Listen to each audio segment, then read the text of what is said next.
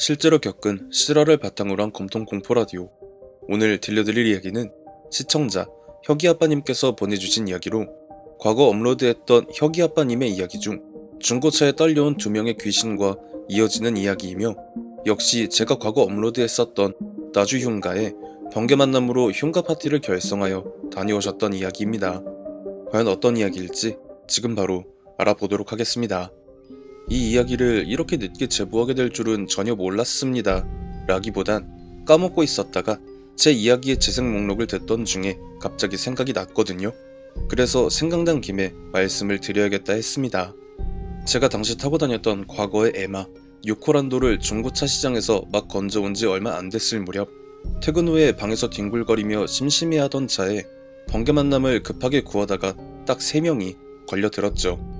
처음엔 흉가니 뭐니 말을 하지 않고 거의 납치 비슷하게 가려는 계획을 가지고 혼자 낄낄거렸지만, 희한하게 그런 사람들만 꼬였었던 건지 만남에 나온 3사람 전부 흉가 얘기를 꺼내며 화기애애한 분위기가 연출이 되니 들떠있던 제 심장은 어느새 차갑게 식어버렸고 김이 팍 새서 창밖만 보고 있었더랬습니다.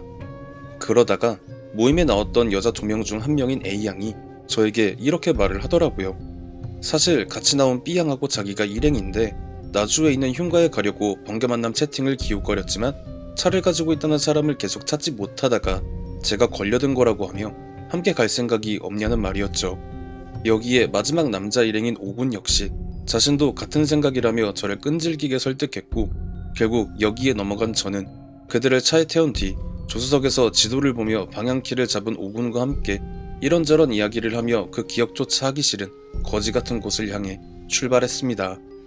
그렇게 절반쯤 왔다는 생각이 들며 슬슬 피로감이 몰려올 때쯤 갑자기 여자 일행 중 1명인 B양이 외마디 비명을 지르면서 온몸을 바들바들 떨길래 갓길에 차를 세우고 무슨 일이냐고 물어봤고, 그녀의 자초지종을 들어보니 대략 제 차를 다른 누군가가 운전을 하며 자신을 헤아려 했다는 요상한 꿈 같은 걸 꿨다고 하더라고요. 그래서 일단은 차를 세워둔 상태로 그녀를 오르고 달래며 진정을 시킨 뒤에 계속 함께 할 거냐고 물어봤죠. 그녀는 그래도 일단은 멀리 와버렸으니 다시 되돌아가면 자기 때문에 계획이 틀어지는 게 아니냐며 가겠다고 했습니다. 이게 참, 그때 그냥 차를 돌려서 돌아갔어야 했는데 그때 왜 그런 그녀의 결정을 받아들였었는지 후회가 돼요. 이번 이야기의 메인 빌런은 사실 나주 흉가의 귀신이라기보단 B양이었거든요.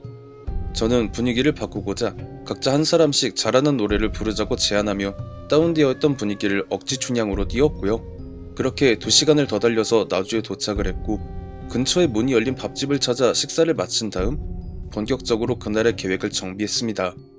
사실 계획이라 할 것도 없었던 게, 당시 번개 만남으로 흉가를 다니던 사람들 사이에 정설로 여겨지던 불문율을 어기지 않을 것과 최대한 조용히 다녀오자가 전부였거든요. 어느 정도 준비가 완료되었다고 생각한 파티원들과 저는 주민분들의 시선을 은밀하게 피해가며 문제의 그곳에 도착했습니다. 그리고 모두가 그 앞에서 얼어붙을 수밖에 없었죠. 제가 보내드리는 이야기들마다 각각의 시간의 편차가 존재하기는 하지만 아마 그때까지 겪어본 그 어떤 흉가들도 감히 그곳에 갖다 비벼볼 수 있는 수준들이 아니라는 판단이 먼저 섰습니다. 가까이 가서 보고 있는 것도 아니고 멀리서 달빛이 비춰서 외관만 겨우 보일 정도의 수준이었음에도 그 정도였거든요. 보통 흉가들이 낮에는 별거 없어 보이고 밤에 가야 진가가 발휘된다는 이야기들을 많이 하는데, 그곳은 그런 잡소리는 일체 통하지 않을 거라는 생각이 들었습니다. 낮에 와도 바지에 지릴 것 같다는 생각이 들 정도로 심각하게 무서웠어요. 그렇게 모두가 10여 분 정도 아무 말도 없이 서로 얼굴만 스캔하며 침묵이 유지되던 중에 A양과 오군이 제 뒤로 서면서 거의 울먹이다시피 하며 못 들어가겠다고 말을 하기에 저 역시 그래? 그냥 숙소 가서 술이나 먹자 이렇게 말을 하며 동조를 했죠. 그런데 왜 B양은 아무 말이 없지?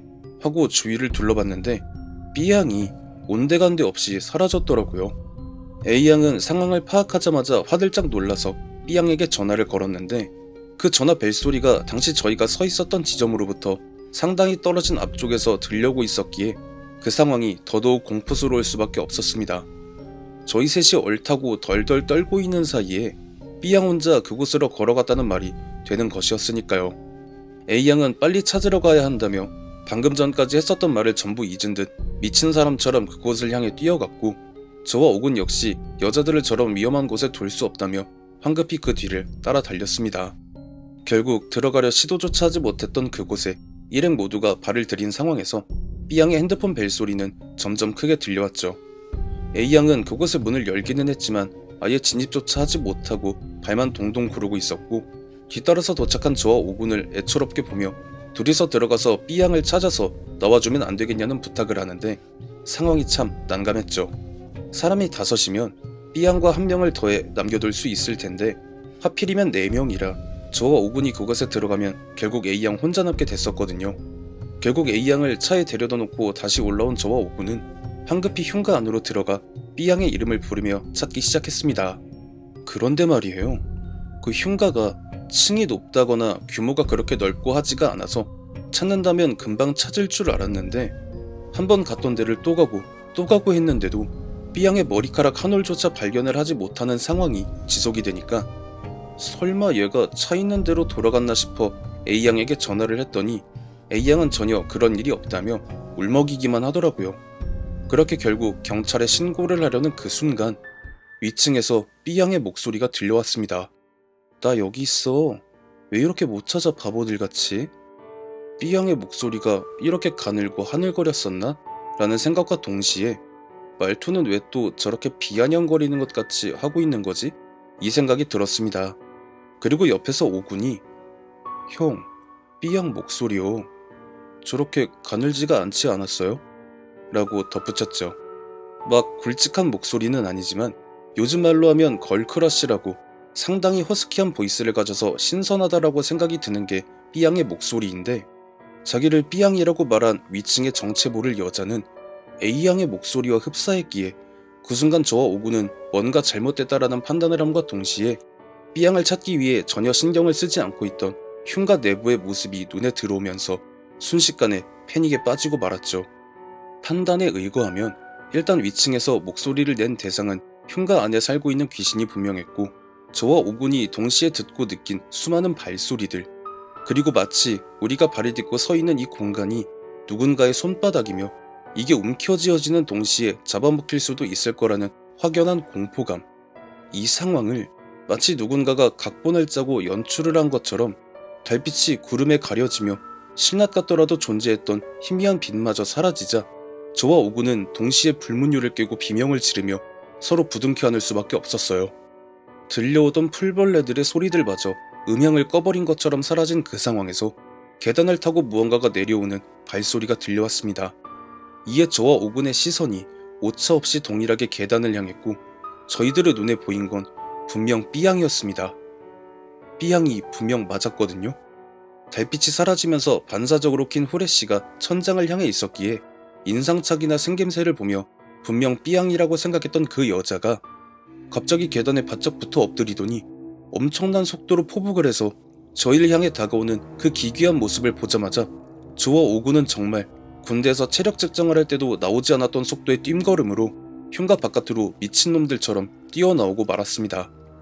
B양을 찾는 건 경찰에 신고를 하는 걸로 하기로 하고 일단은 차가 있는 곳을 향해 냅다 달렸던 것이었죠. 그리고 차에 도착한 저와 오군의 눈에 보인 건 지금 생각해도 믿기 힘든 광경이었습니다.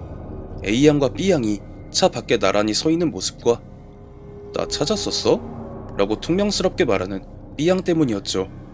이게 뭔 상황인가 싶어서 일단 진정을 한 다음 B양에게 물어봤는데요. 일단 B양은 흉가 안에 들어간 적이 없었고, 저와 오군과 A양이 얼어붙어 있을 때 갑자기 화장실에 가고 싶어져서 저희에게 말을 했고, 급히 볼일을 볼 곳을 찾아 숲으로 들어갔다가 나와보니까 아무도 없길래 흉가 쪽으로 갈까 차 있는 쪽으로 갈까 하다가 차에 도착을 하니 A양이 반쯤 미친 사람처럼 자신을 부둥켜 안고 펑펑 울더라. 이게 그녀의 증언 전부였습니다. 그렇다면 저와 모두가 들은 B양의 핸드폰 벨소리는 도대체 어떻게 흉가 안에서 들려왔던 걸까요? 그리고 저와 오군이 동시에 봤었던 계단을 타고 포복을 해서 다가오던 B양은 도대체 무엇이었을까요?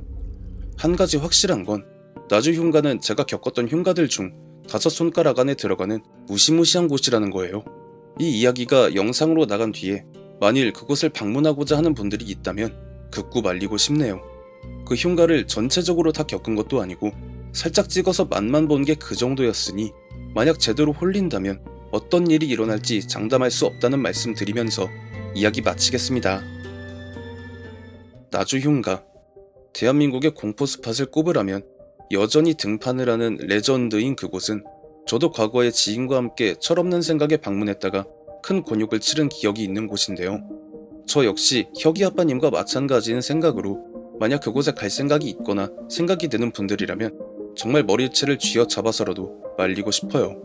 현재 대부분의 공포 스팟이 흉물이라는 이유와 재개발이라는 명목으로 전부 갈려나가고 그 자리에 다른 건물이 들어섰다고 알고 있지만 이상하게 아직까지도 그 자리를 굳건히 지키며 흉물로 남아있는 나주흉가. 과연 어떤 사연이 있길래 아직까지 사람의 손을 타지 못한 걸까요? 시청해주신 모든 분들 감사드리며 구독과 좋아요 알림 설정 부탁드립니다.